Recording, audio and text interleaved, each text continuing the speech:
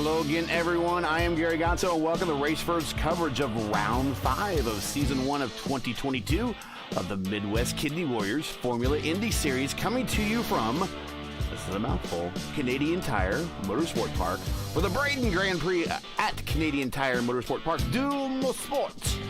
Now, I can't say that because I don't have a very good French accent, but that's okay. I'm an American, and I have an excuse. Welcome, everybody, for joining us as we are in the middle of provisional qualifying here at the road course at Made Up North Famous. 6 minutes and 20 seconds left. Last week's winner, Mo himself, Big Mo, the Mighty Mo, Michael O'Brien on the pole. The rookie with a speed of 101.785. That's a time, actually. Dory, P2, 101.871. The hometown boy, Gavin Sanders, P3, 102.051. Daly, the rookie, he just got bumped down by Johnston there, just as we see that. Johnston now 102.070. Daly, 102.082, rounding out your top 5.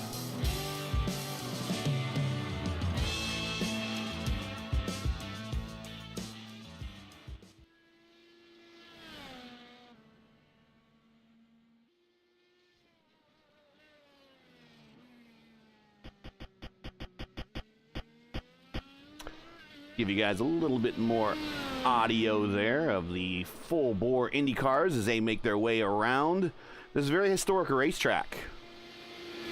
In the time that USAC sanctioned the IndyCar Championship Trail, really not including the non-points races they held annually a lot at Pikes Peak Hill Climb, and then a couple years at Monza, and a couple years at Fuji, or at least one season at Fuji. So Mosport is, or Mosport, however you want to say it, is only one of 12 road courses that were ever run on before the series transitioned to kart in the late 70s and early 80s. The others, and no particular order, the first one really, where Mario Andretti got his first ever IndyCar win, was at the Indianapolis Raceway Park Grand Prix course there for the Hoosier Grand Prix. This is not the first time they've been to Canada on a road course. Up in Quebec at Circuit Montrebont for Little Bot Indy. They visited there a couple of times. And a couple of raceways that kind of are of the past. The Stardust International Raceway in Las Vegas, the Continental Divide Raceways in Colorado, the Donnybrook Speedway, I love that name, in Minnesota, the Pacific Raceways in Washington. They were among those that also USAC visited. And then the more common venues that we know of today, Sears Point. Actually, USAC went to Sears Point long before NASCAR ever went there, and long before IndyCar ever revisited there, of course, back in the 2000s with the Indy Racing League. Silverstone, Brands Hatch, Mid-Ohio, Watkins Glen, and the road course in Mexico City, downtown Mexico City, were among all the places that USAC would visit, but only 12 road courses USAC only visited in the entire time between 1954 to like the late 70s, early 80s, until really USAC really wasn't or was just more of a shadow of its former self when it comes to a sanctioning body. Right now we're watching Armando Edwards, the best name in auto racing right there on the course as he is taking his qualification laps. Edwards right now provisionally in 18th with a 102.783. Got 3 minutes and 11 seconds left here in qualifying. Still lots of time left. The IndyCar track record held by, one of the most famous names, but really one of the names that really isn't ever really talked about unless you see Big Rex at Indianapolis, and that's the Flying Hawaiian, Danny Agaias. Set back in 1978 during USAC's last visit here, and Gaius set a time of 111.385 seconds. Obviously, we are much faster than that here in the R18s. The track record is held by Italy's Ronaldo Capello. I mean, that I got to have the guys in the old dogs say that name. I mean, they could only say it better than me. Ronaldo Capello. He was driving an Audi R10 TDI LMP1 car with a time of 104.094.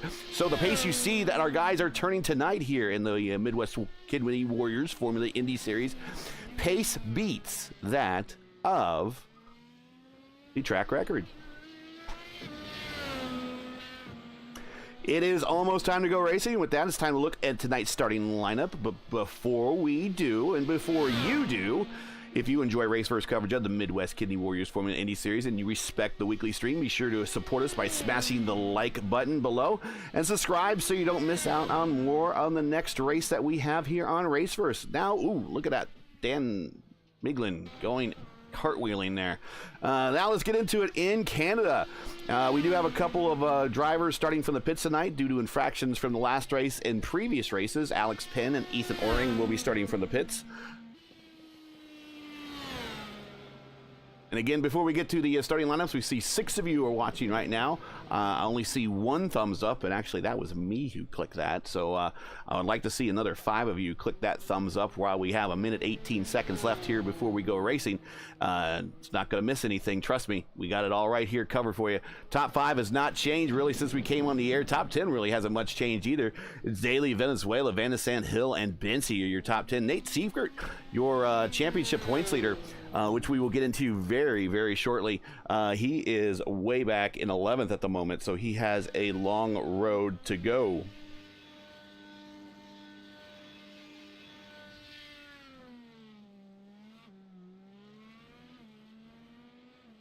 Let's take a look at that point situation, if you don't mind. And of course, here are the points from the last race. Michael O'Brien was the winner from the last race, his home race there, and down under. Actually, he's from New Zealand, but the closest racetrack to him is actually one of these that we went to here at Mount Panorama. He had a great race there, great strategy. Moving on, here are the championship points. Dan Piazza, he is your leader at the moment, followed by last week's winner, Michael O'Brien. Piazza's teammate, Dory, there in P3. There is Nate Seifert, your defending champion, in P4. Alex Van de Sant, P5. Gavin Sanders, hometown race for him in P6. Christopher Hill, P7. João Di Gregorio, Matt Taylor in P8. Matt Taylor not racing tonight, so there is going to be some moving of positions there. Nicholas Johnson in 10th with 76. Getting on to the team points really quickly. Old Dogs kind of dominating right now, followed by FBR, Vans and Sand, or the Sandy Vans there. They got a P3 and 182 points.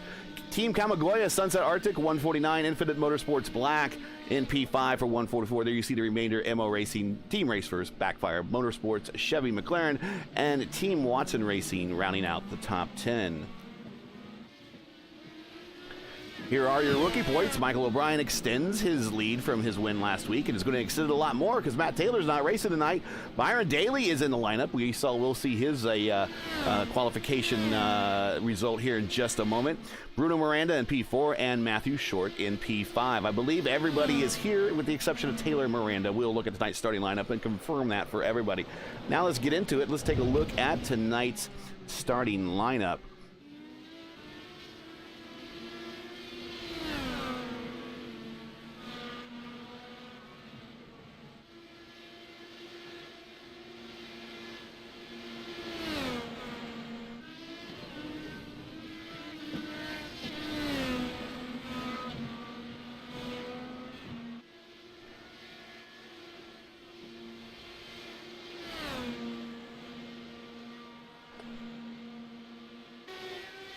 All right, let's get back into this thing here real quick.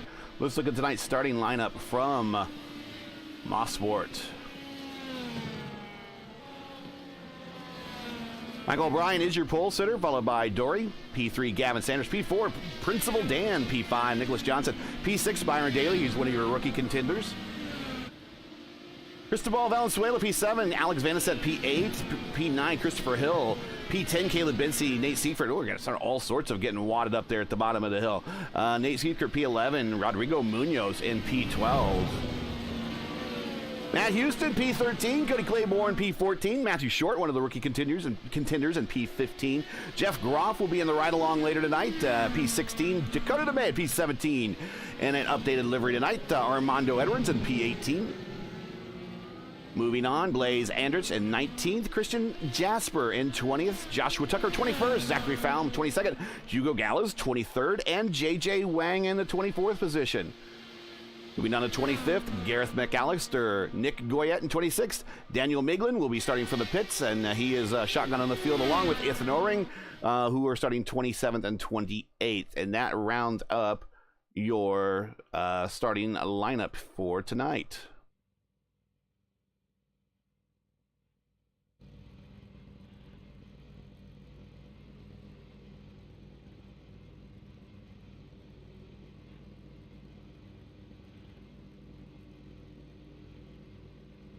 And my overlay just decided to crash right there. I hopefully will get in here before everyone grids up. There we go. We got plenty of time. We'll make sure to center in here on our pole center.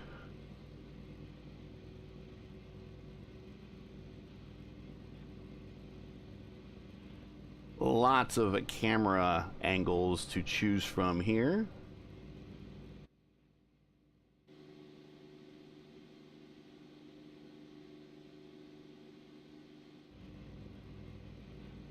The cars are lined up around the final corner, getting ready to start here.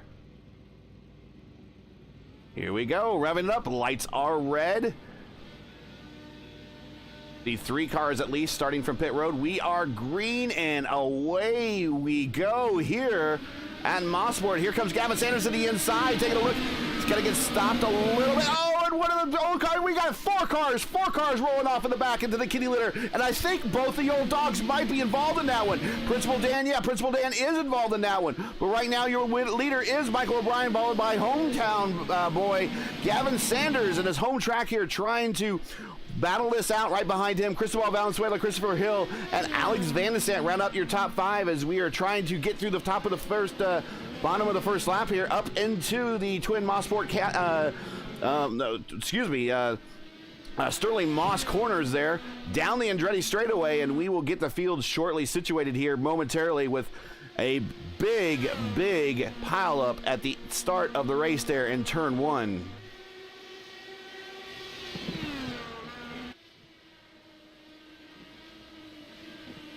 Through the S's and into the final bend here. Gotta be something starting this race on a turn.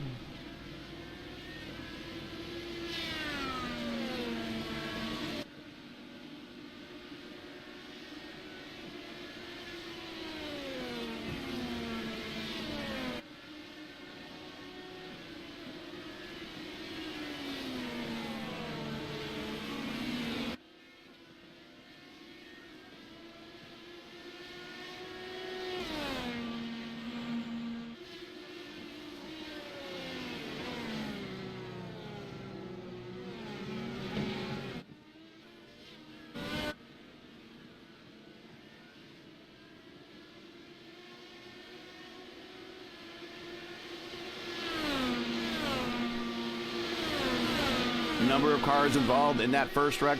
I believe we have Principal Dan, his teammate Dory, Nicholas Johnson, Byron Daly, Joshua Tucker, Nick Goyette, and already not even showing starting the race. I think Ethan Oring is already out, so I'm not sure what happened there, the connection issue, but showing that right now they have a number of cars on pit road. Let's take a look there on pit road for a moment here.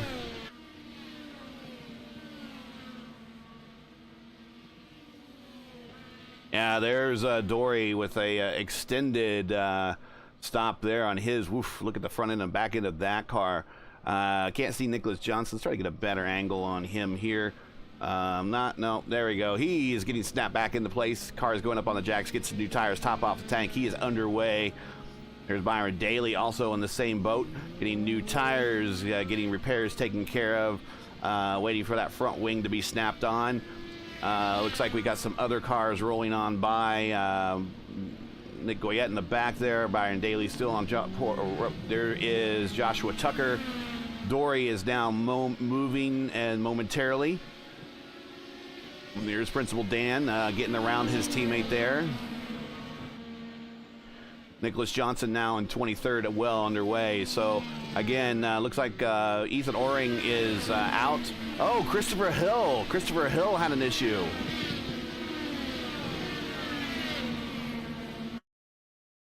And we'll have to go back and look at that start, but let's see what happened with Hill here. Oh, yeah.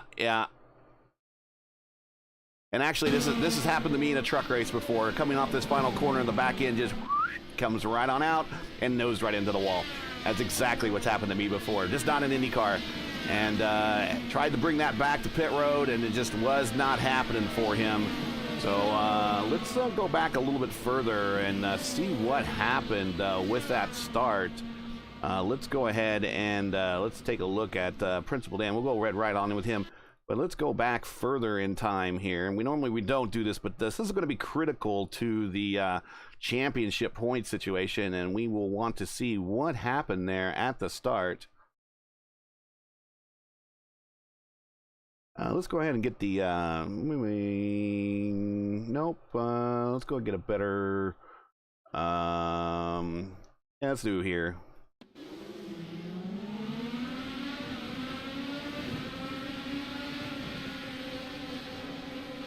So it looks like Dory came around on his own and just kind of collected a number of cars there. There's get Dory, yeah, Goyette's on pit road there. Byron Daly is into the wall. Yeah, just not a good situation there on that start. Let's get back up to the front and pick it back up here.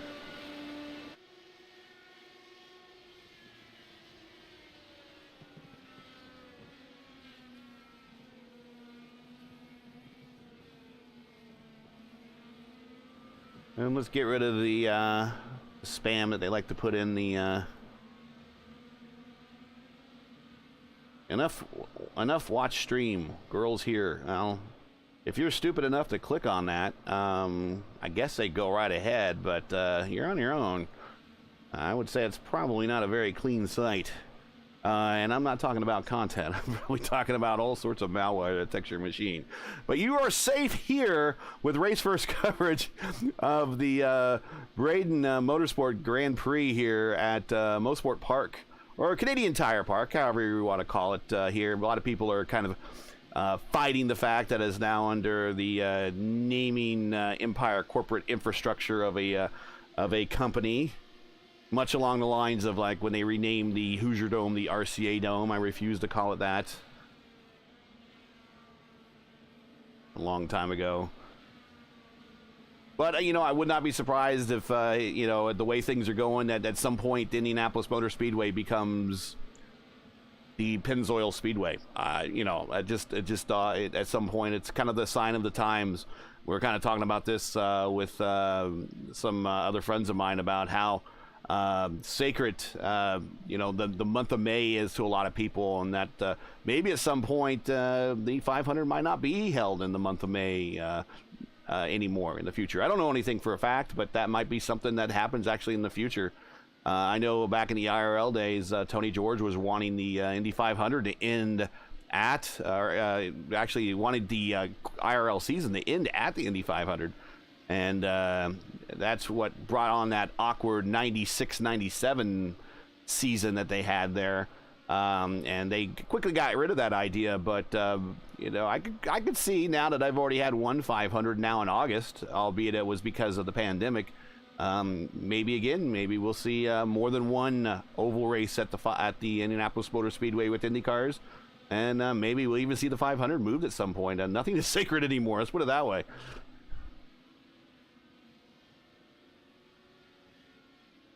Field has kind of really strung itself out a little bit. Let's check and see where the nearest battles are. Got a good battle back here at 11. Let's get back on the ground level with some TV action. Good battle between Blaze Andrich, Cody Claiborne, and Armando Edwards. Also in battle involved here is Dakota the Maid there.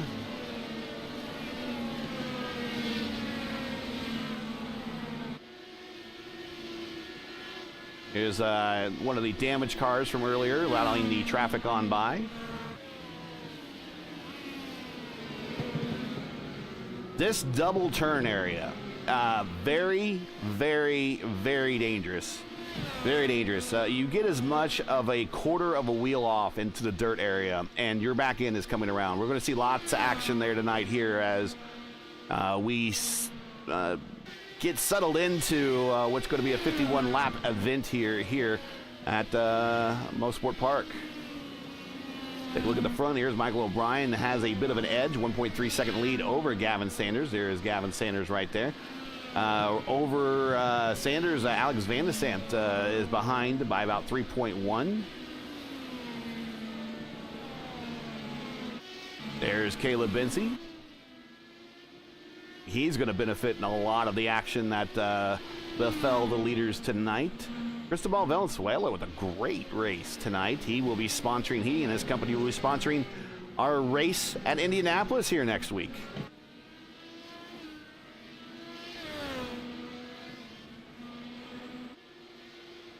There's Nate Seifert, also looking to capitalize, and he is in a big battle with Rodrigo Munoz. Munoz just kind of cruises on by there. Right down the Andretti straight into the S's there. And he's going to put Seifert down a position as the Backfire Motorsports teammates there at Cristobal Valenzuela and Rodrigo Munoz are attacking now the upper portion of the top 10.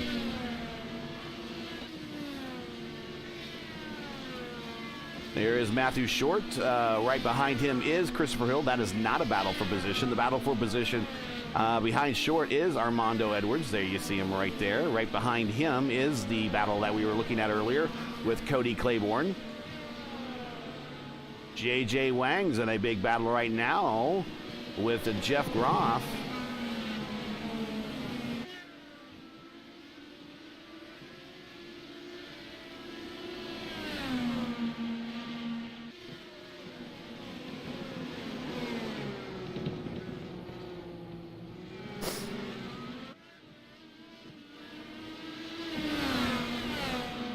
Here's Jeff Groff, going to take a look on the outside down the Mario Andretti straightaway. Temporarily named the Gavin Sanders straightaway here for this event. Into the S's, not going to be able to pull this past. Well, he's in the better position after we get through the first S. Second S, he's on the inside, gets the pass pulled off. Groff now moves up a spot. Now sneaking his nose into the battle and into the inside, looking to take a look down into turn one is going to be Dakota DeMade there. Different lines the drivers taking through turn one.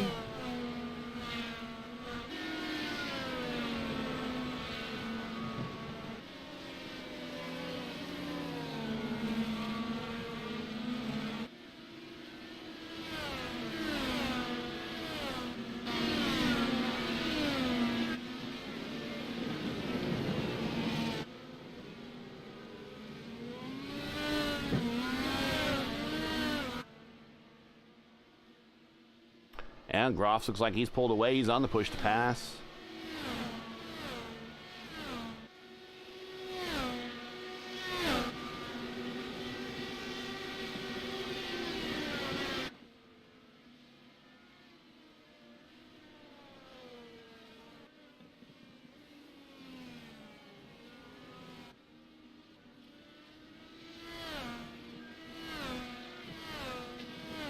Car on pit road, that is Dakota DeMade. He might be getting off those tires earlier. Let's take a look here on pit road. Comes in for a regular stop.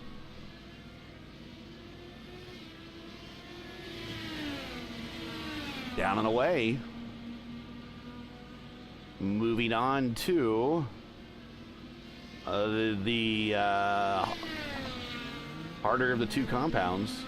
The prime tire, the black sidewall tire you see there. He rejoins the field in 19th ahead of Principal Dan there.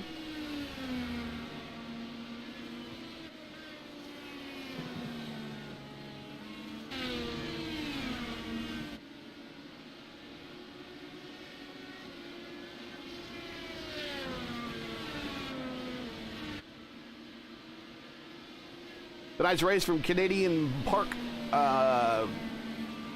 Tire Park, Motorsport Park. So I should say that right. Canadian Tire. Which, my understanding is they sell more than tires. I think they maybe started off as selling auto parts, and now I know they sell camping gear. Because I watch a couple camping channels on YouTube, but guy stops there quite a bit. But tonight's race from Canadian Tire Motorsport Park is brought to you by Braidan Motorsports. Braidan is a distributor of motorsport equipment and apparel. Visit BraidanMotorsports.com to find the latest selections from AIM, Alpine Stars, Bell, Freem, Forgeline, Oz, Paget, Stand 21, Stilo, and more. Again, that's BraidanMotorsports.com. visited them after the race or on your phone while you're on the race. We got plenty of time here. 13, now 14 to 51. Make sure you hit the thumbs up button if you're liking tonight's action. Going to have a lot of drama that's going to pan out because of that start. We're going to see how this pans out here as we are now about a quarter of the way through this event here, as it goes by pretty quickly here. Don't forget, join us next Tuesday night as we visit the world's greatest race course, Indianapolis, in the Indianapolis Motor Speedway for the second running, I believe it is the second running, of the FIS Indy 250. Defending champion there is Caleb Bency, our one and only oval stop of the year.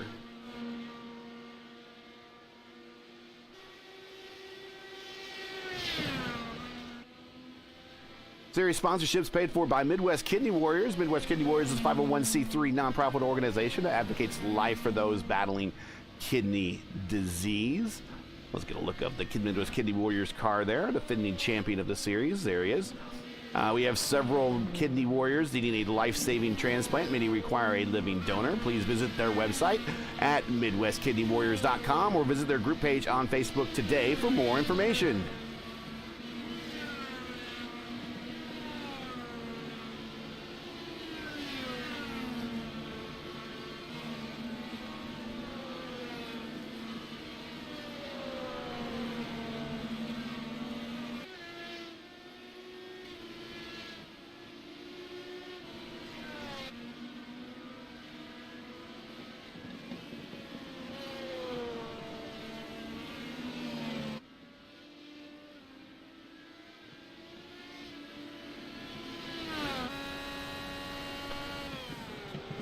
And our ride along, here's Jeff Groff coming through the Sterling Moss corners there. Down. This is actually a straight, even though there's a couple turns here. This is the Andretti straightaway. Renamed tonight, the Gavin Sanders straightaway. So this is our ride along lap, sponsored by KidWorks OC. Go to KidWorks OC to see how you can help restore at-risk neighborhoods and make a difference in a child's life today. Let's go ahead and watch Jeff as he negotiates one of the world's greatest road courses up in Canada. Currently P11.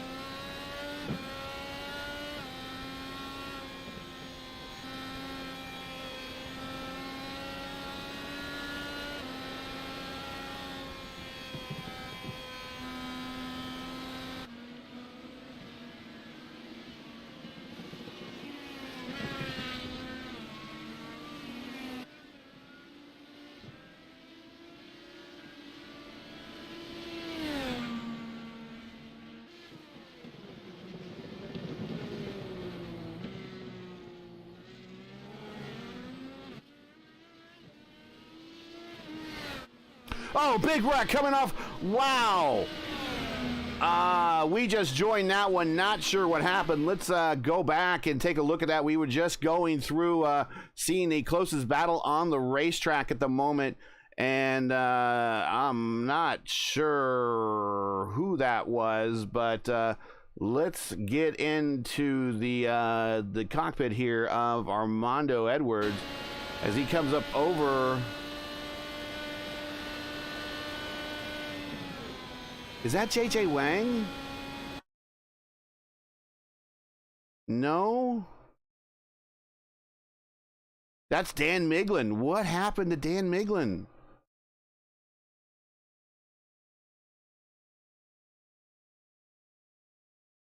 Oh, he flashed out.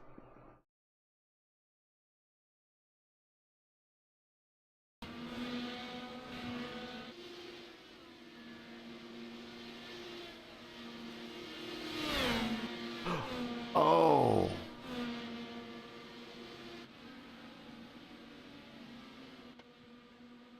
Oh. Oh.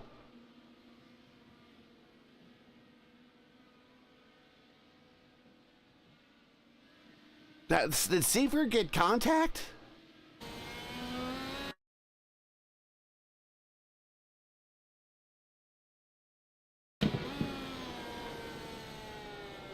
Wow, that is a huge moment of disconnect and then re-rendering right in the middle on with the servers with that connection.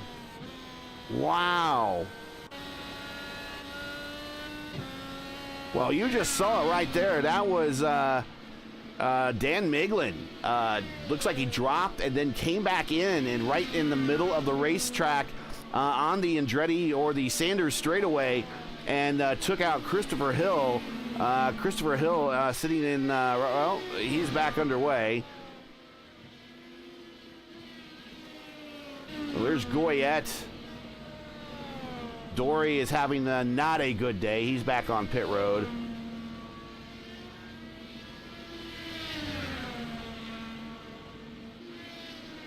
Well, I'm not sure what happened there, but Christopher Hill looks like he had contact, but made it through. So everything kind of corrected itself. There's Gareth McAllister in the 888 back in 22nd, just kind of going through the field, just checking in on everyone's well-being with that that incident right there. There's Tucker getting a little wide there on the exit of the second of the Sterling Moss corners there, but making it through down the straightaway on his way to completing another lap here.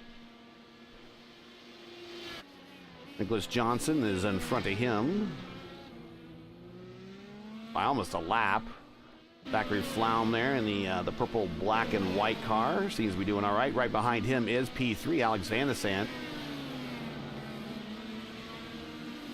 As 17 cars on the lead lap right now at the moment. Alex trying to find a way around the slower car. Kind of gets really close to him up here in the Moss corners. Gets around him and on his way. Setting sail now for Gavin Sanders. That puts Alex about 5 seconds behind Sanders at the moment there. Here's Caleb Benzie, currently P4. Cristobal Valenzuela with a great race, been holding off at P5, currently in a battle with one of his teammates, Rodrigo Munoz. Great day for this team. As two cars, and Flaum off into the grass trying to stay wide. There goes Gareth McAllister getting back on the track. Touch and go moment there, careful. He's definitely just trying to yield to the leaders. But this road course, as you see, is not a very wide course. It looks wide, but it's not very wide. And there's a reason why IndyCar does not come here. It should probably come back here based upon the historical aspect of this track. But as you see, all of these walls, a lot of tires, not a lot of kitty litter. There's kitty litter up here, but not a lot of it. Not a lot of runoff areas. In terms of IndyCar safety, it's not going to be the safest course for an IndyCar, a modern day IndyCar to run at. They would have to make some changes here. And with the Grand Prix of Toronto there they have downtown, it's more convenient to everybody, as well as kind of the large businesses of, the large commercial centers of Canada. I don't know if IndyCar would ever come back here, but thanks to iRacing, they continue to run here at Mosport Park. As you see the sign in the background, Canada's home of motorsport.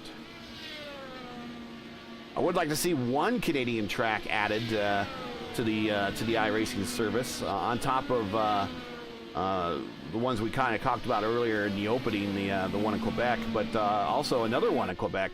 Sanair, love to see Sanair added to this service. And maybe not so much race the IR18s there, but race the Lotus 79s. That would be pretty fun there. Be closest that you would have to Indy Cars of the Day. You're racing at that. Just about a 7/8 of a mile oval. It's a little bit shorter than Iowa, but it's a triangle tri-oval, and it's a very interesting course. And I believe it's still the largest oval in Canada, located just outside of Montreal. Mondo Edwards getting the position over Nate Seifert. Seifert falls back to 8th. He's lost a couple positions here since the start of the race.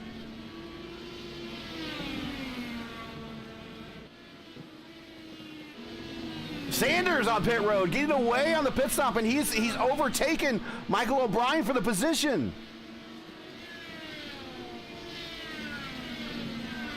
Currently on the black sidewall tires right there. O'Brien, he's also on, so we are evenly matched here. He is on the black sidewall tires, and Cody Claiborne, 4th position here, P5, while those tires are getting up to speed. Claiborne kind of rolls out of it, thinking otherwise, coming up to the twin Moss corners. Claiborne in the fish car.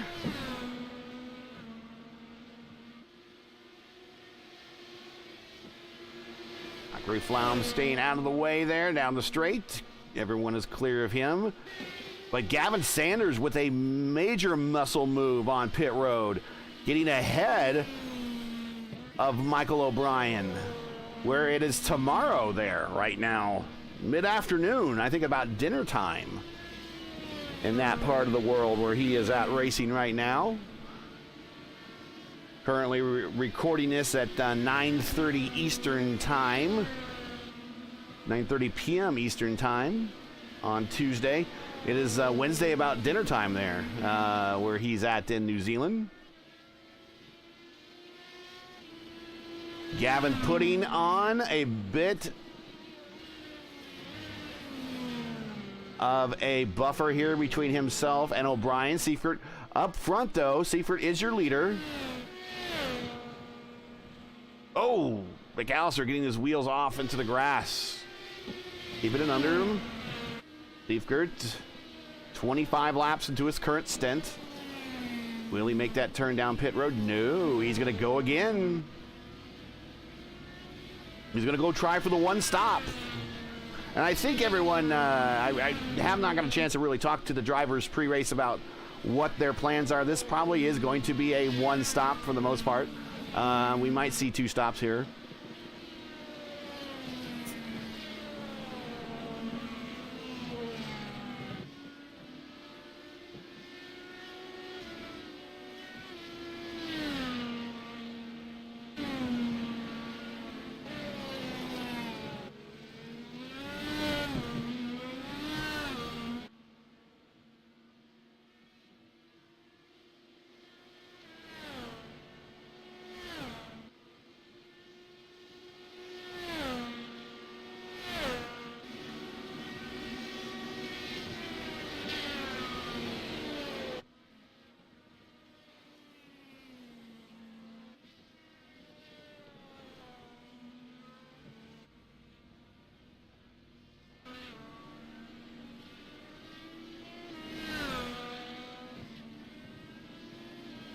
Hitting pit road is our defending champion.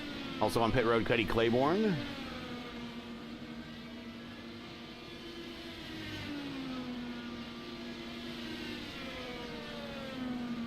Cody with a long stop. I don't know if he might have had an incident, but Nate down and away. And he is on the softer of the 2 compounds, the red sidewall tire. Here comes Armando Edwards up to speed.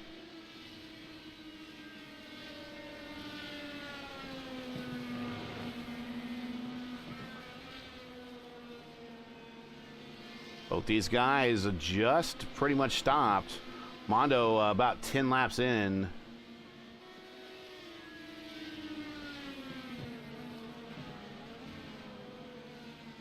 Good drone shot here of the Moss corners.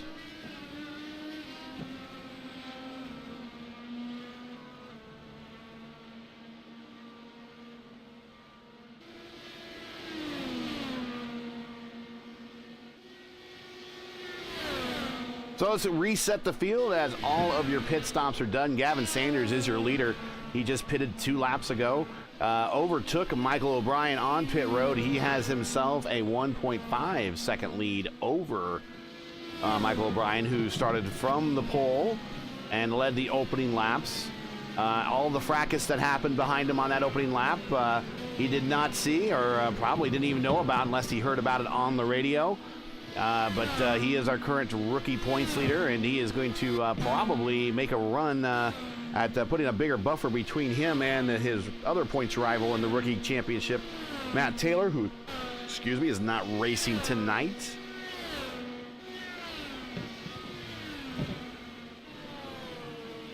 Here's Alex Van de Sant. He's in P3, a very quiet, consistent race.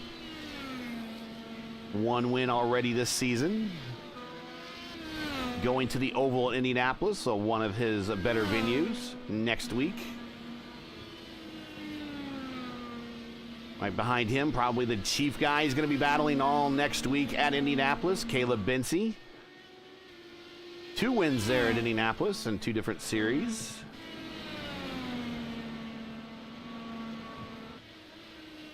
P4. Here's Rodrigo Munoz. Rodrigo Munoz again got around his teammate a little while ago, Cristobal Valenzuela, but he's had himself a great race. He's been hanging around the mid top 10 all race long, working his way on up. There's his teammate Cristobal Valenzuela, who will be sponsoring next week's race at Indianapolis, his studio.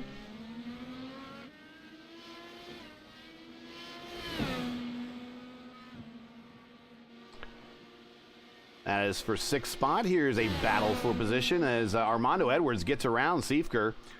And Armando is on push to pass. He's trying to defend here, using his first push to pass.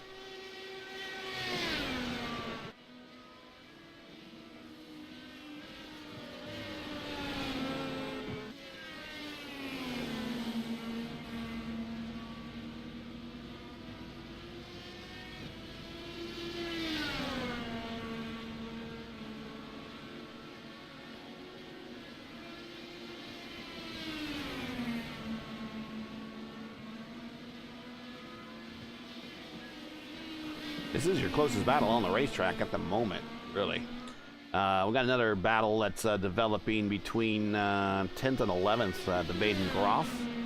And another battle that's less than a second, Andrich and Wayne back in 12th and 13th. Want to watch this one play out a little bit more before we get to our ride-along.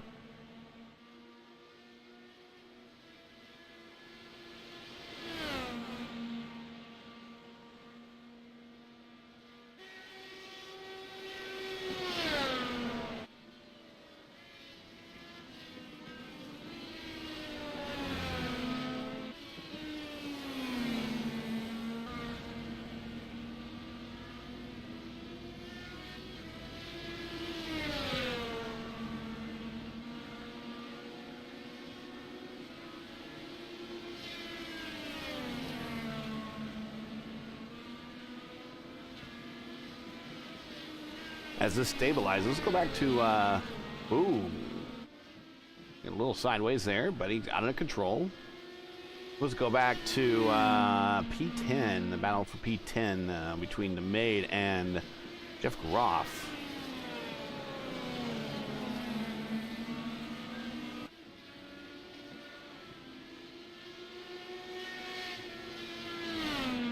In the orange plaid, I think there was supposed to be some coordination between the 2 Sunset cars, orange plaid and red plaid. I don't think the red plaid showed up tonight correctly, so Sanders in his non-FIS normal liveried car, other than, non-FIS, non-VOR liveried car. But we'll probably see this duo run this setup again, I'm sure.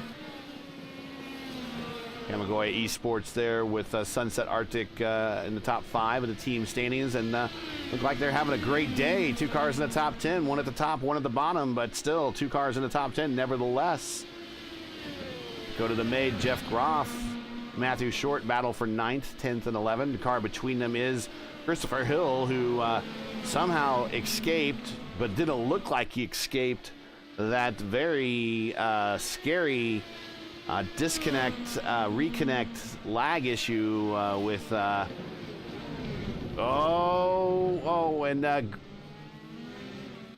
Christopher Hill goes off and he goes and resets.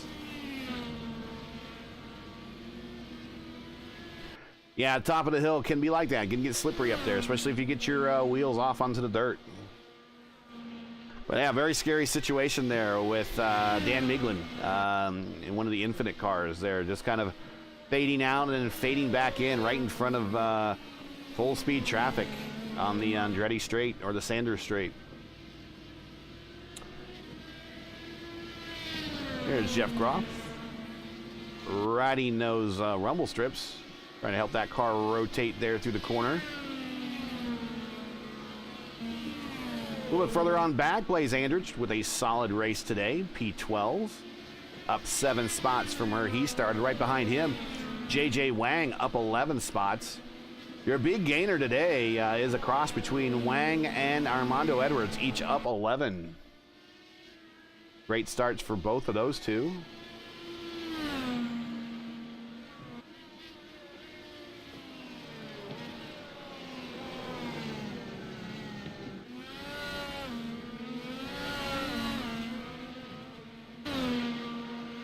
Really good driver control up into the Moss corners today. Not a lot of incidents up there.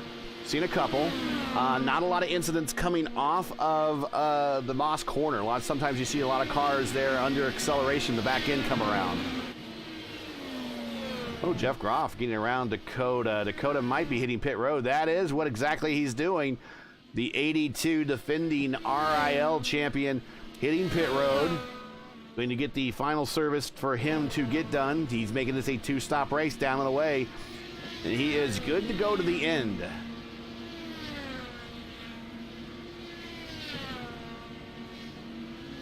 Right in front of him is Christian Jasper. Now's probably another good time to go ahead and get our ride-along in here.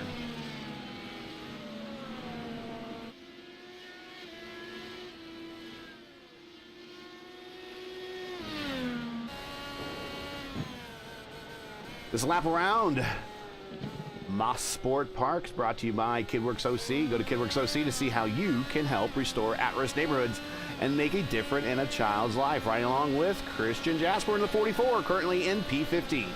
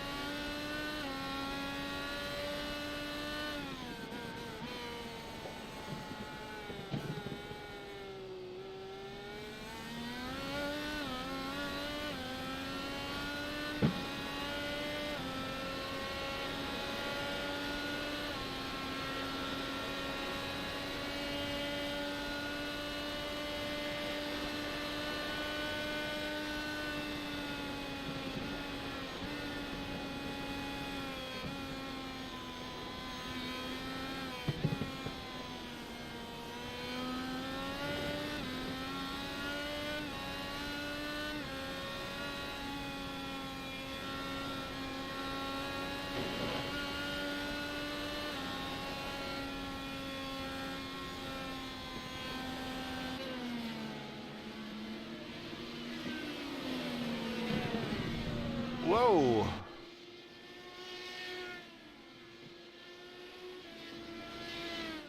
And we just left Christian Jasper in time as he rode off, and wow, unfortunately he's got some damage is going to be on pit road for a while. So another car going to be added to the heap here at Mosport Park. You see, Braidan Motorsports is one of the sponsors of Gavin Sanders. Tonight's race from Canadian Tire Motorsport Park is brought to you by Braidan Motorsports. Braidan is a distributor of motorsport equipment and apparel. Visit BraidanMotorsports.com to find the latest selection from AIM, Alpine Stars, Bell, Freem, Forge, Oz, Paget, Stand 21, Stilo, and more. Again, that's BraidanMotorsports.com. Visit them after the race for your latest motorsport needs.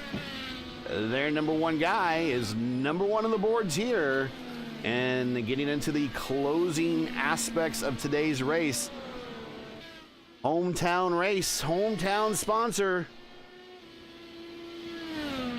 Not over yet, though. Michael O'Brien still within striking distance. Alex Van de Sant still looking in P3. Caleb Bency having a solid points day, P4. Rodrigo Munoz, and Cristobal Valenzuela, both the backfire guys having awesome point days for the team. Armando Edwards back in 7th. Great race for him. Nate Seifert, very quiet. Probably would say not the best race of the season for him, even though it's going to be probably a top 10 finish for him. Currently in P8, back there in the number 1. Matthew Short, great race for him inside the top 10. Number 9, one of the rookie contenders.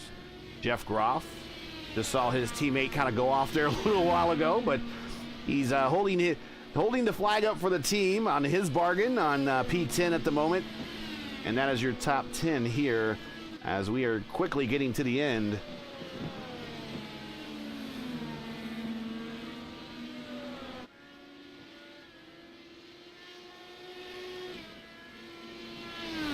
There is a 55 of Principal Dan. Had a rough start, has worked his way up to P12. Is getting creeped up on here by the leader.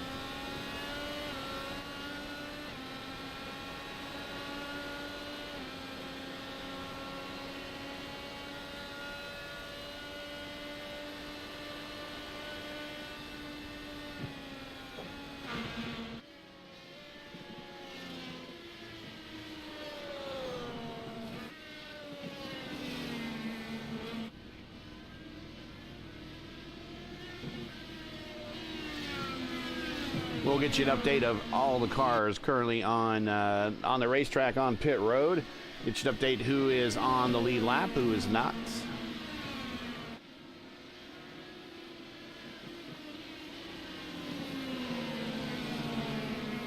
So there you see the top 10 are the only cars on the lead lap. That is Sanders, O'Brien, Van de Sant, Munoz, Valenzuela, Bency, Seifert. Seifert looks like... Oh, we have a wreck! A wreck between... Oh, and we got another car! He impacts another car! That was... Oh, no, he might be... And he resets. Let's see what happens here. What happened between him and Armando Edwards?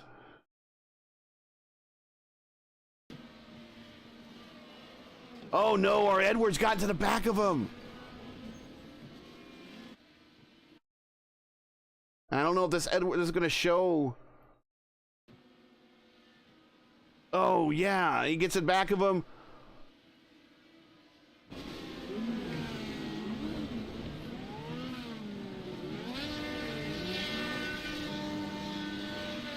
Was that JJ? That was JJ. So JJ gets some contact on him as the cars try to rejoin the that was not a, again, he's a champion of the league. I don't want to say anything, but probably a little bit of frustration brought on by that rejoin, and that was not the safest of all the rejoins, but that's okay. It looks like there might be minimal damage on JJ's car. We will see, but we have 10 laps to go here. JJ currently in P18. Nate Seifert has reset. He is now on pit road. Right behind him is Armando Edwards. So this battle will continue. I'm sure the stewards will be looking at that after the race. So now the top 8 is on the lead lap. Sanders, O'Brien, Van de Sant, Munoz, Valenzuela, Short, Bensi, Groff. That is your top 8. They are on the lead lap. 9 laps to go. Piazza has moved his way up to P9. What a rescue. What a rescue. Up to P9. Dakota DeMaid now, P10. Matt Houston, the boss man, P11. Very quiet day for him. Hugo Gallas, quiet day for him as well, P12. Nicholas Johnson recovery, P13. A great day for him. And he's ahead of Seifert, which is what he wants to be in the championship as well. Seifert and Edwards still battling right now. Let's go back to that battle on the race course. And that's with JJ Wang again. He's like, I can't get away from these guys. All right, these guys, we're probably witnessing a little bit of heat here at the moment. So we'll continue to watch this battle.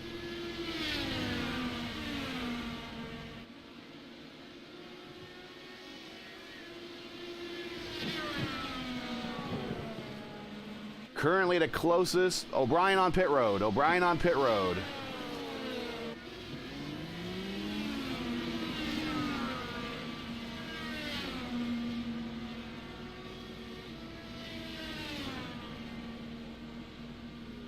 That means, can Sanders make it? Can Sanders make it?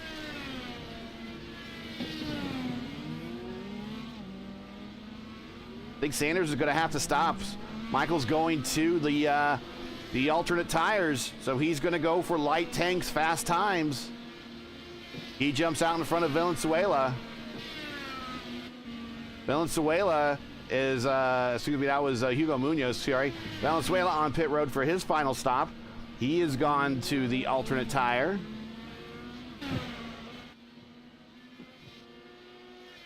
So now it's Sanders, Van de Sant, Munoz, and O'Brien. Here comes Gavin Sanders.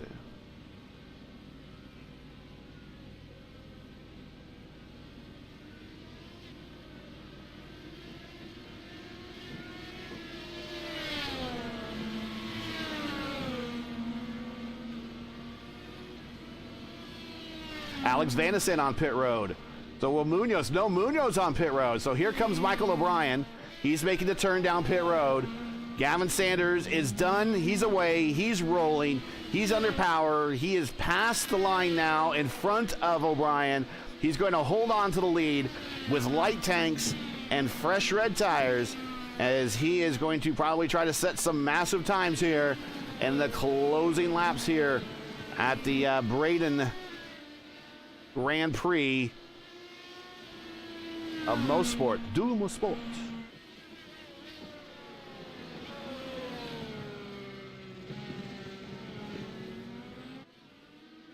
At the Braidan Grand Prix at Canadian Tire Motorsport Park du Mosport. That's a mouthful.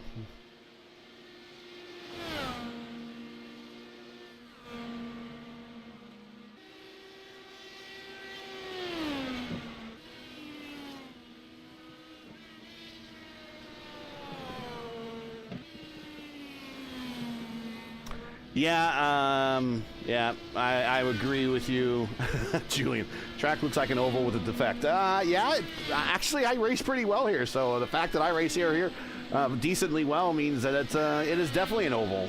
But Seifert with a bit of a, I would say, a questionable rejoin. If everyone else in chat agrees with me or disagrees, that's fine. You can disagree with me as well. But again, I believe there's a lot of frustration there. I'm not going to really say, hey man, it's all on you. We'll let the stewards determine that.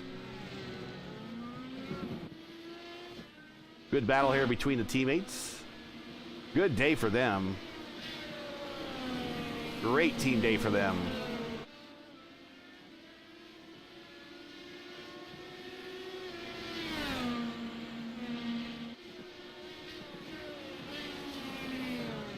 Matthew Short up to 7th. Another great day for him as well. He's in the rookie chase. And just a quick reminder of that rookie battle. There it is, O'Brien going to make some points over Taylor. Daly with a rough start. Didn't even make it past the first turn. Miranda not in the lineup. Matthew Short looks like on his way to a solid top 10. Looks like Short might move up into 3rd spot here in the rookie championship after those 3 rounds, and that says Mount Panorama, so I don't think that's the right rookie.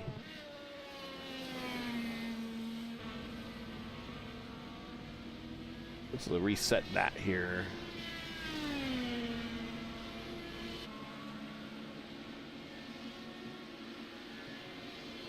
There we go.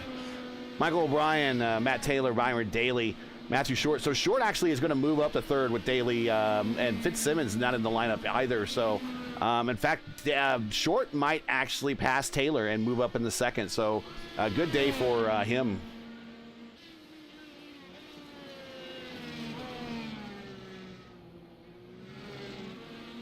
Four laps to go. 1.9 second lead over O'Brien of Gavin Sanders cruising. He is the career victories leader in the FIS, looking to tack on another one. Only one last year. Wanting to get one on home soil. Let's take a look at the schedule real quick with the last 4 laps to go. Here is the schedule. Next week, we are actually not next week, but I think we're taking a week off here. And then March 1st, Indianapolis, and then March 15th, Coda. Let's get the track map out of there. Boop, there you go. And Homestead for 22nd, March 29th, Chicago Street, and wrapping up the season at Mid-Ohio on April 5th.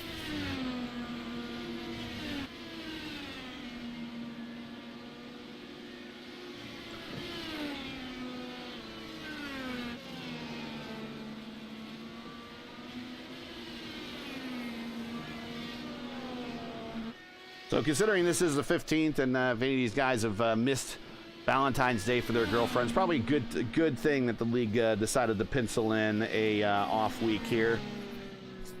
Next week will be off, and then March 1st, which will be the Tuesday. Next week's the 22nd, then March 1st is that next Tuesday. That's when we will be at Indianapolis. 3 laps to go for your leader. The inaugural champion of the FIS, Gavin Sanders.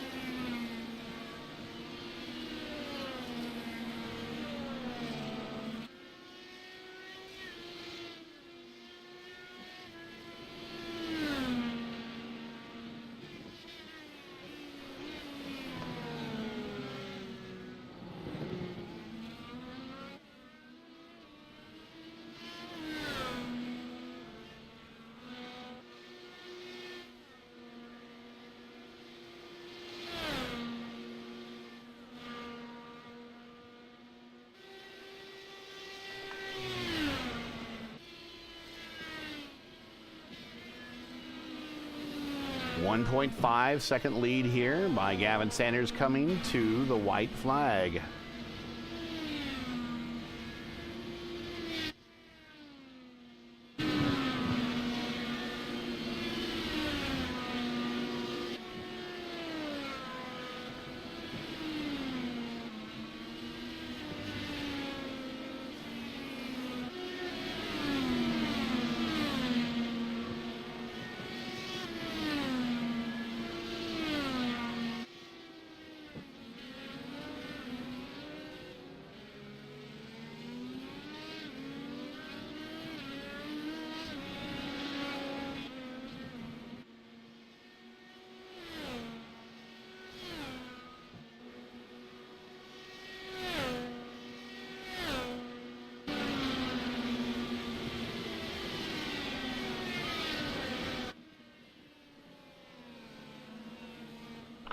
And here he comes, Gavin Sanders. Going to wrap up yet another win here in the FIS and make a big gain in the points and team championship. Your winner on home soil in Canada. I bet he really, really wanted this. Here we go, watching the final finishers make their way around turn 10 here. There's Van de Sant coming in third. Caleb Bency fourth. Here comes Venezuela. His teammate Munoz. Seifert, Armando Edwards, both probably going to be talking to the stewards, I imagine, after that.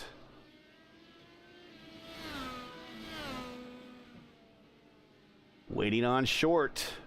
And Short makes it home. He's probably moving up to third now in the rookie championship, as cars continue to take the checkered flag. Well, let's move over to Gavin Sanders here.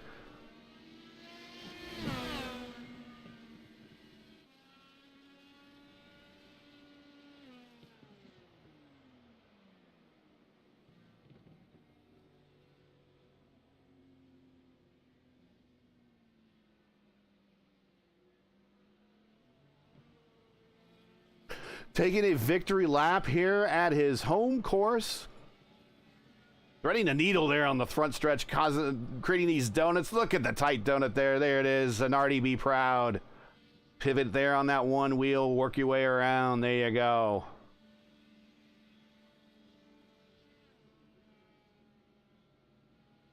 And out.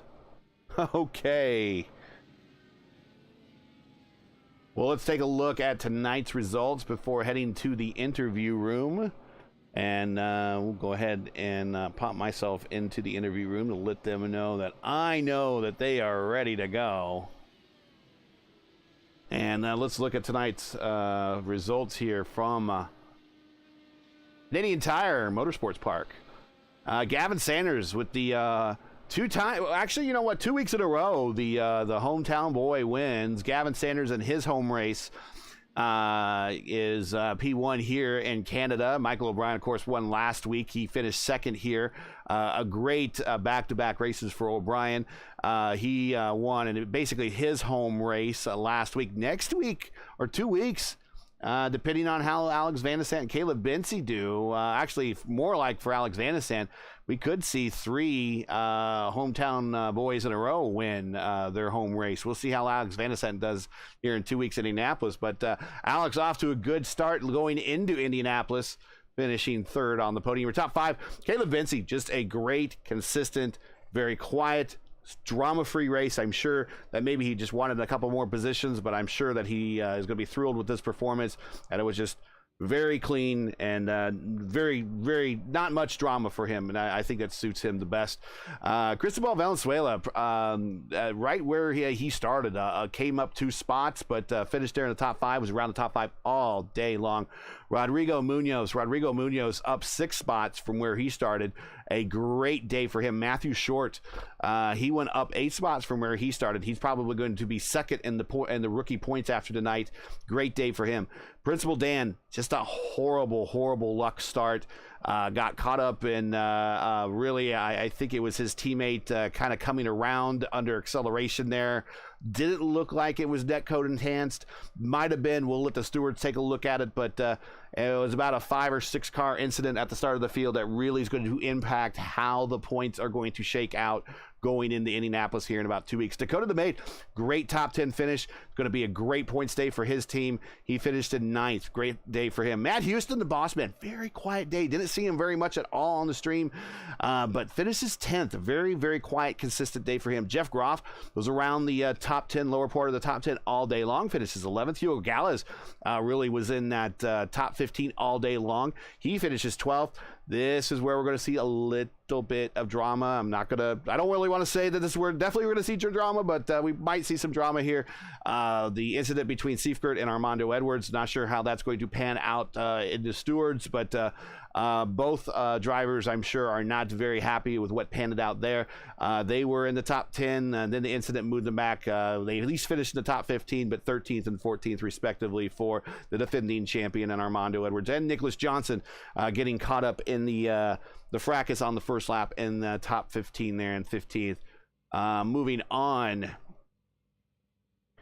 Blaze Andrich, good consistent day, 16th. Cody Claiborne was up in the top 10 for a good portion of the day, but must have had an incident and kind of fell back into the running order. JJ Wang, kind of a victim of a bit of an aggressive rejoin there by Seifert, but we'll see again how that rules out by the stewards, or even if JJ wants to report it.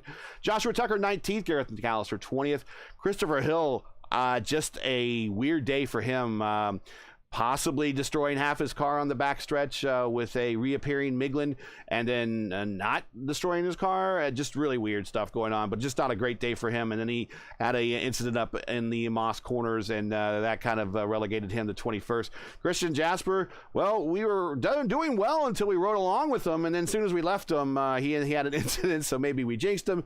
Apologies, Christian. He finished 22nd. Zachary Fallon, 23rd.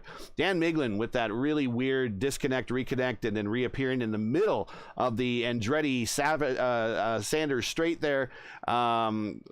We'll see. I'm sure he feels awful about that. We'll see what the stewards rule on that. But he finishes 24th. Goyette 25th. Dory, again, incident at the start there, under power, going through turn one, going around, collecting a number of cars. 26th, Byron Daly, 27th, Ethan Oring, 28th, and that rounds out, I believe, the entire field. So another great showing here for the FIS. Continued to bring quite the there we go.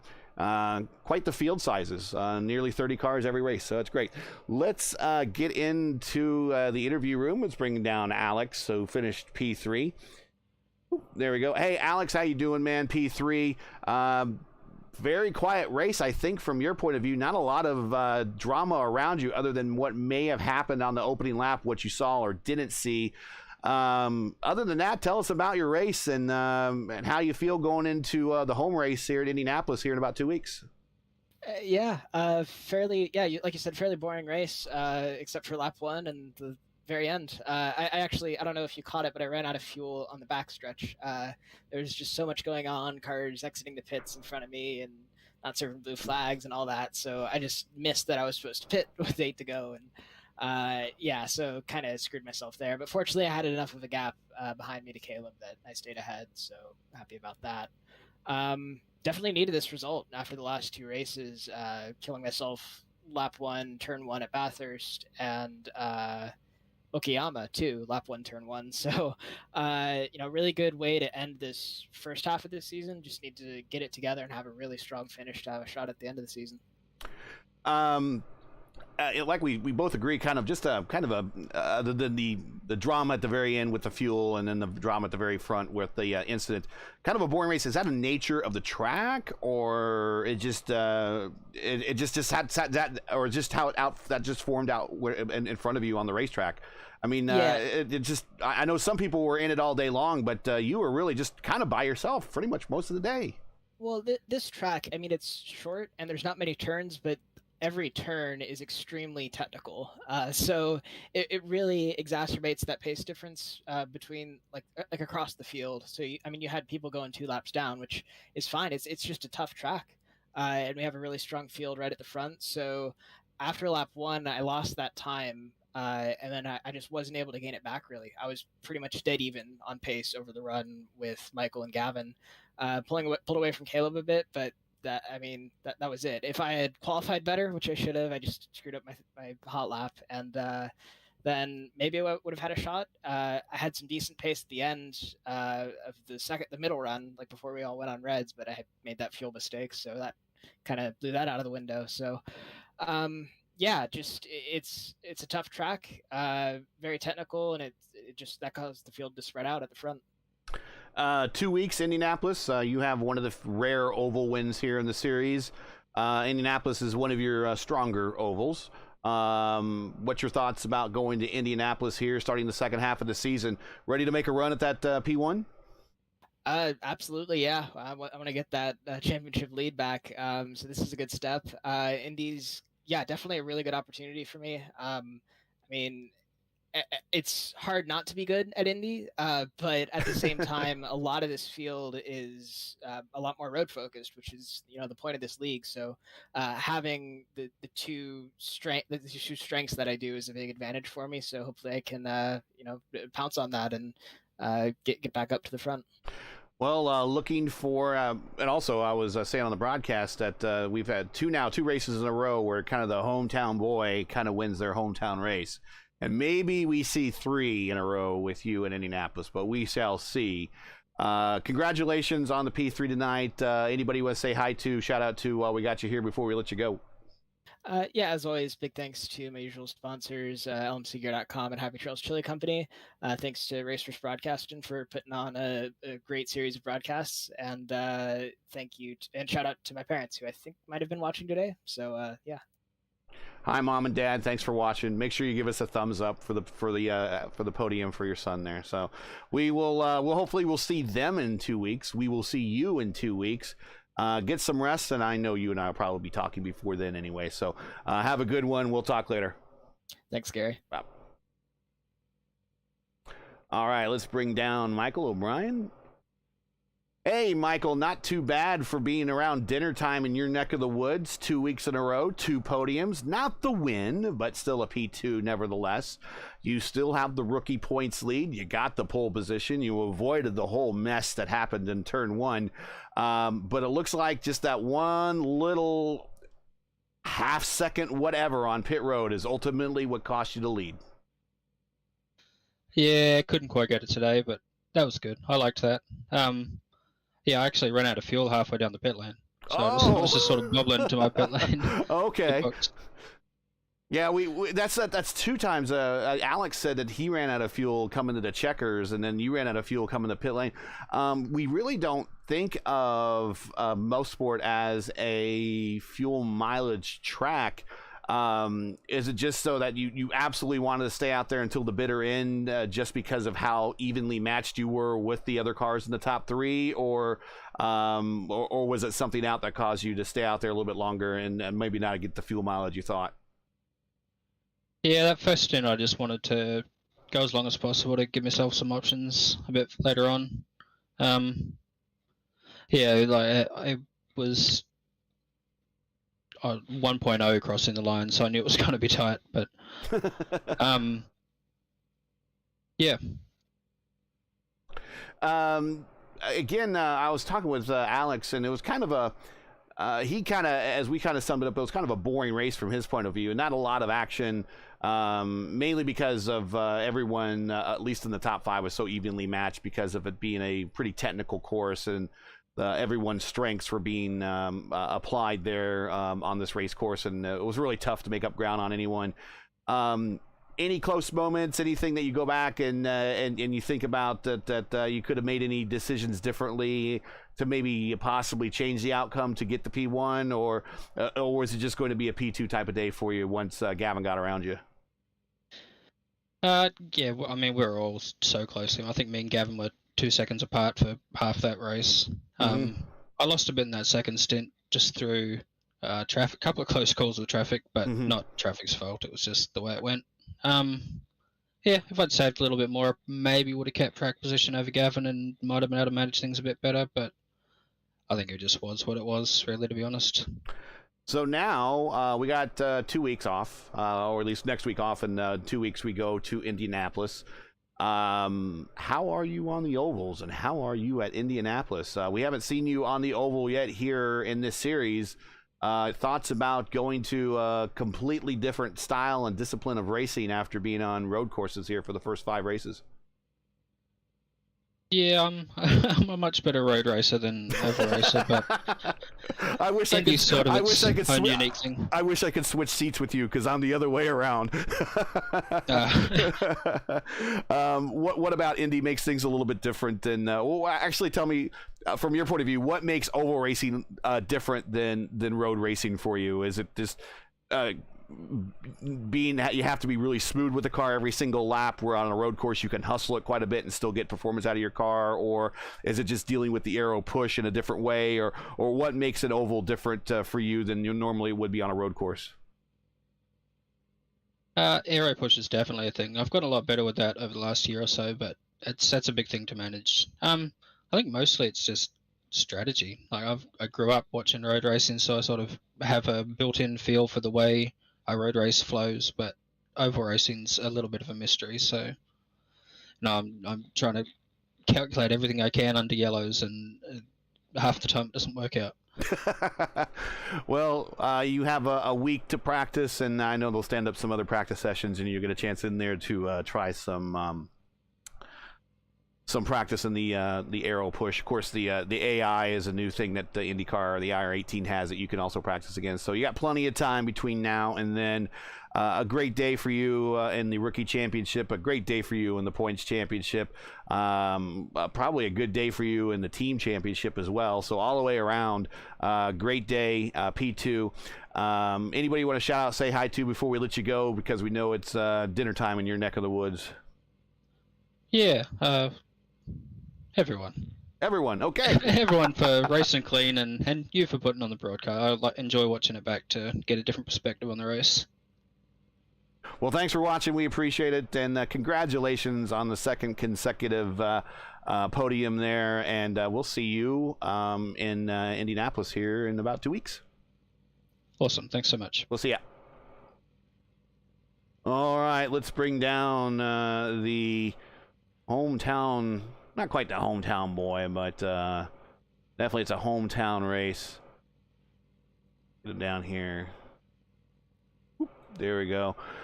Not quite wearing the hometown white, but still it was a hometown race and a hometown win. I know you really wanted this race.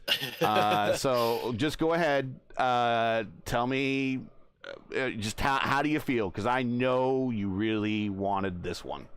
I am ecstatic.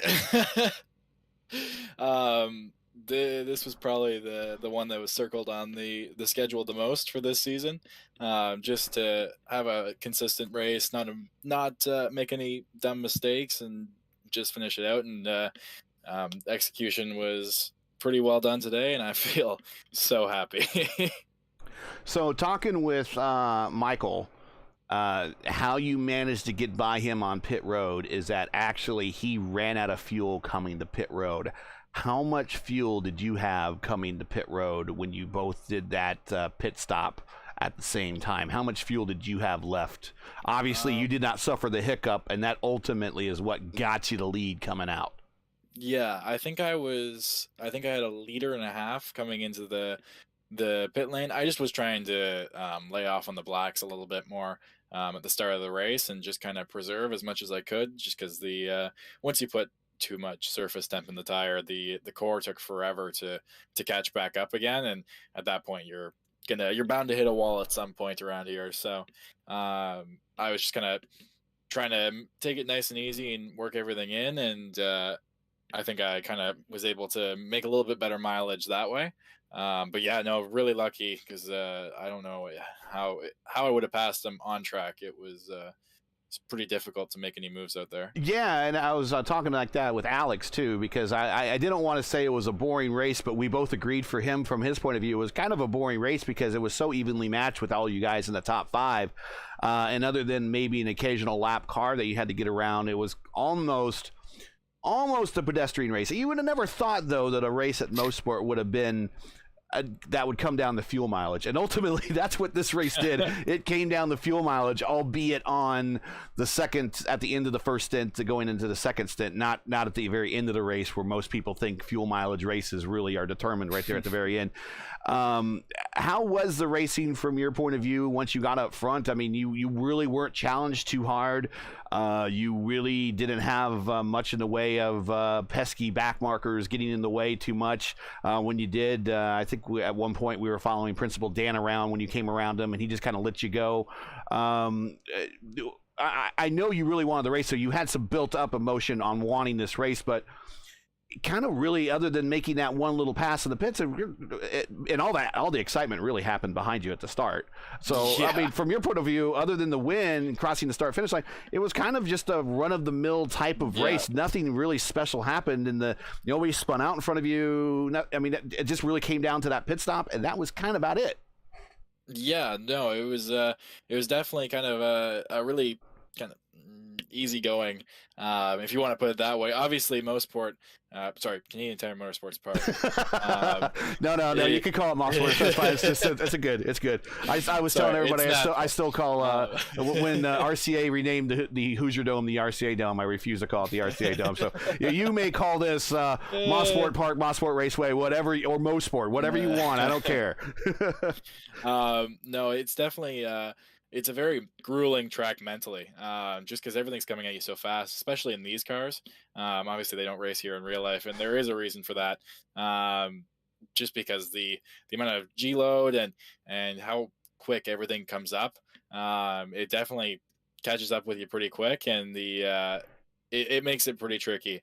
Obviously, this is a bit of an older scan, so one little slip up just causes absolute carnage with the grass and everything on the outside. Yep. But no, definitely, it was a solid race. From a racing aspect, it's made it a little bit tricky. Obviously, even with my personal experience, you can really only pass into turn 1. Off the back straight into turn 8, maybe into turn 5 if you're bold. So it was as expected, I would say. Yeah, we actually talked about that a little bit in the broadcast about probably why IndyCar doesn't run here. And there was actually an incident on the backstretch where a car disappeared and then reappeared right in the middle of everyone. And I'm like, that's kind of an example of why IndyCar doesn't, because the track itself is not very wide. And when the cars did run here back in the 70s, late 70s, they were much narrower cars than they are today. And also the runoff areas are mostly grass. I don't know what it looks like today. Maybe they've changed it a little bit since they've scanned, but maybe they have the kitty litter there and everything now. But a lot of those tire barriers and a lot of that Armco really has to go. And I was saying how treacherous it is, especially when you get to those moss corners, that you can get as little as a quarter of a wheel off onto that dirt and the back end of your car is going around. So there's a reason why IndyCar doesn't come here for real. There's a reason why this track is a lot tougher than it looks even on a simulator. Maybe they'll come back and rescan it and give us another version someday. But hey, you are the champion of this version today. So congratulations. Go ahead, get your shout outs done, because I know you're happy, and then we'll go ahead and let you get you celebrated. And then in 2 weeks, we go to Indianapolis, so we'll see if we can go 2 in a row. But go ahead and get your shout outs in. Big shout out to MKW eSports, Sunset Arctic Graphics, for Dakota doing a sweet job tonight. Just a nice little last minute finishing touch with a Canadian-esque version of my livery. Unfortunately, that did not show up on the lineup. We'll have to. You'll have to race it again at Indianapolis, but unfortunately, it didn't. I was trying to refresh before, and it just wasn't happening. And hey, I don't care. I guess you don't care what color your car is, as long as it crossed the start-finish line at first. So there you go. Yeah. Obviously, big shout out to the title sponsor tonight, Braidan Motorsport. It's been with me for a considerable amount of time, and would go to the ends of the earth for me. Unfortunately, they're not in this scan, so I'm really, really hoping that iRacing scans it back so you can actually see their shop soon. Alpine Stars, Stilo, Fiber Data Exchange, Midwest Internet Exchange. I think that's the lot. Well, there you have it. Go celebrate. Have a great night, and I'm sure you and I will be talking again before then. But 2 weeks next week off, then Indianapolis, another track which you do reasonably well at, and I'm sure you'd like a win there for sure. The career leader in FIS victories is Gavin Sanders, so congratulations on yet another, and we'll see you here in a little bit. Sounds good. We'll talk to you soon. Yep. And bam, he takes care of it himself. He just moves right on out of the channel. Makes things so easy for me.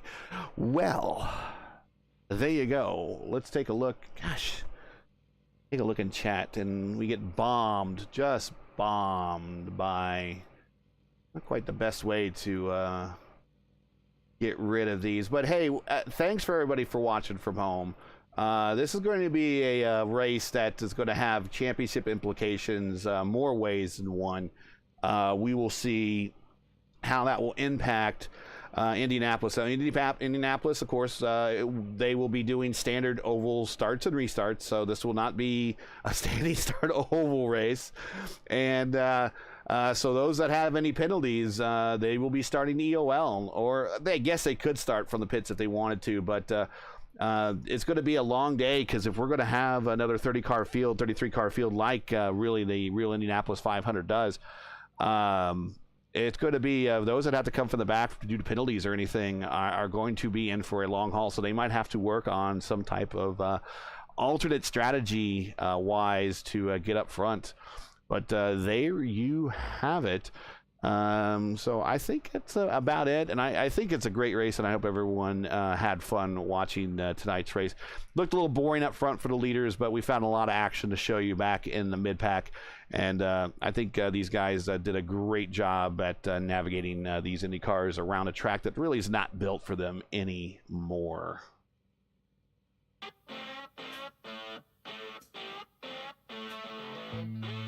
All right, so that's it for tonight. Once again, your podium from the Braidan Grand Prix at Canadian Tire and Motorsport Park du Mosport are hometown boy Gavin Sanders, Michael O'Brien, the rookie, P2, Alex Van de Sant, P3.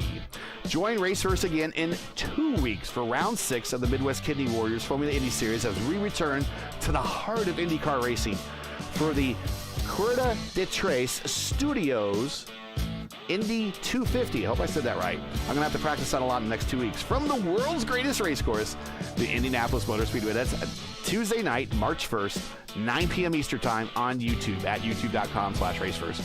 Now, as you know, the YouTube algorithm game is not an easy one to play, so please leave a comment below and let us know what you thought of tonight's race.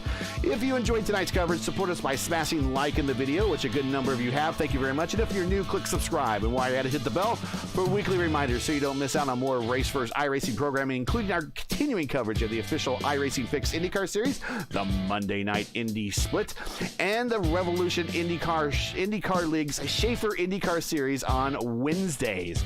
Midwest Kidney Warriors Formula Indy Series ride-along sponsorship paid for by KidWorks OC. KidWorks OC restores Orange County, California's at-risk neighborhoods, one life at a time.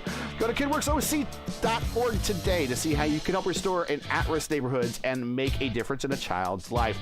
Tonight's race sponsorship from Canadian Motorsport Park is paid for by Braidan Motorsports. Braidan is a distributor of motorsport equipment and apparel. Visit BraidanMotorsports.com to find the latest selections from AIM, Alpine Stars, Bell, Free M, Forge Line, Oz, Pageant, Stand 21, and Stilo, and more. Formula Indy Series naming rights sponsorship is paid for by Midwest Kidney Warriors. Midwest Kidney Warriors is a 501c3 nonprofit organization that advocates life for those battling kidney disease. We have several kidney warriors needing a life-saving transplant, and many require a living donor. For more information, please visit the website MidwestKidneyWarriors.com or stop by their group page on Facebook today. For business inquiries and to learn more about RaceFirst and what we do, visit RaceFirst.com or follow us on Twitter. You can follow me, Gary Gotso, on Twitter at Gary Gotso.